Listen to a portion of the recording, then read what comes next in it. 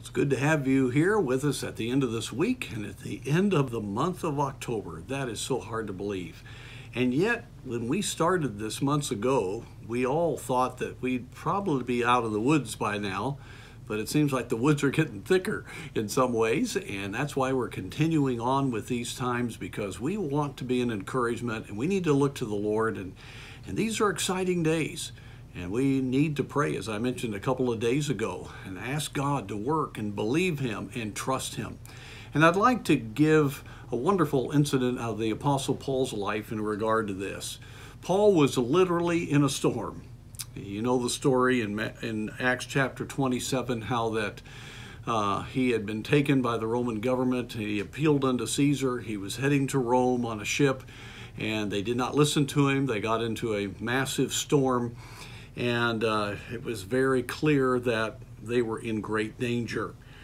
And then he talks to the leadership, and we read in verse 22, "And now I exhort you to be of good cheer, for there shall be no loss of any man's life among you, but of the ship. For there stood by me this night the angel of the Lord, whose I am and whom I serve, saying, Fear not, Paul.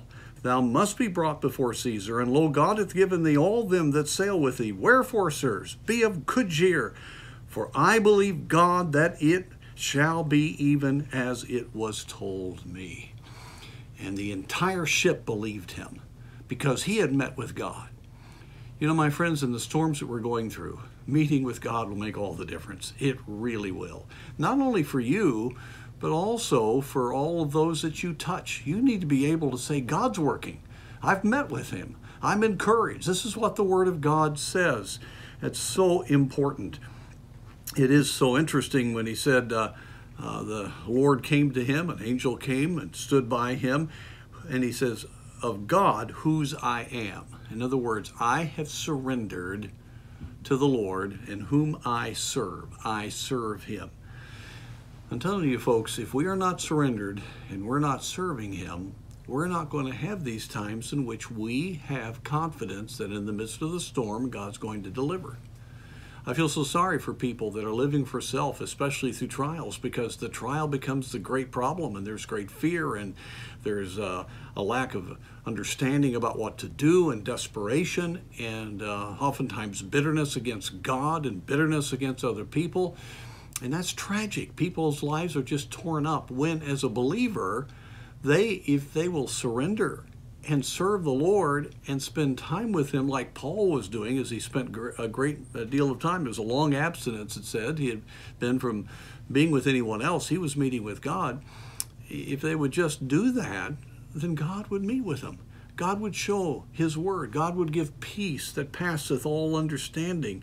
And there would be a great confidence that God was going to deliver from the storm.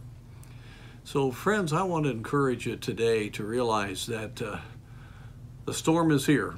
There is a storm. I believe there's going to be a storm over these next years. There always is. But, my friends, we've got God. Don't go through the storm not serving Him. Don't go through the storm not surrendered to Him. Let Him fully possess you. Take time in prayer and come out of that time with Him, not only with encouragement yourself, but with a willingness to declare to others, God's going to work. You know, it really is such a blessing to a family when a parent's walking with God, or to a Sunday school class when the teacher has met with God. And certainly for us as pastors, when we've met with God, or even on a job with unsaved people, for you to be able to witness, God's really encouraging. That's exactly what happened here with Paul. God's going to be working in these days. We don't need to fear. And so may God help us to have that kind of heart. Let's serve Him. Let's surrender to Him. And let's let Him give us the confidence that only He can give.